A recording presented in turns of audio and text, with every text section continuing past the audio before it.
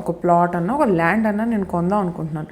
అసలు ఫస్ట్ దానిలో నేను లీగల్గా అసలు నేను ఏవేవి సెగ్మెంట్స్ చూసుకోవాలి? మీరు ఏదన్నా ల్యాండ్ కొనాలంటే ఫస్ట్ చూడాల్సింది ఏంటంటే మనము ఎవరి దగ్గర నుంచి కొంటున్నాము అతనికి అమ్మే హక్కు ఉందా లేదా అనేది చూసుకోవాలండి. ఇది ప్రైమరీ క్వశ్చన్. ఇప్పుడు మీరు యాపిల్ ఫోన్ కొనాలనుకుంటున్నారు, మీరు యాపిల్ స్టోర్కి వెళ్ళే కదా కొంటారు.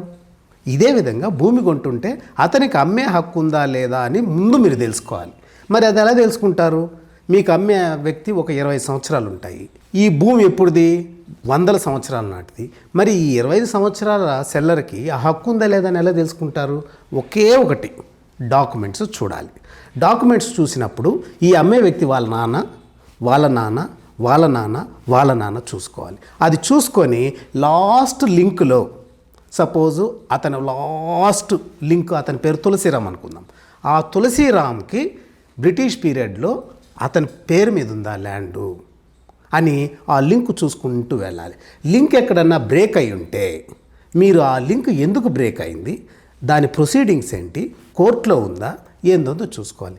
లింక్ క్లియర్గా లేకుండా కొన్నామంటే ఆ లింక్ క్లియర్గా లేదు అంటే అక్కడ ఒక వ్యాక్యూమ్ ఉంది అని.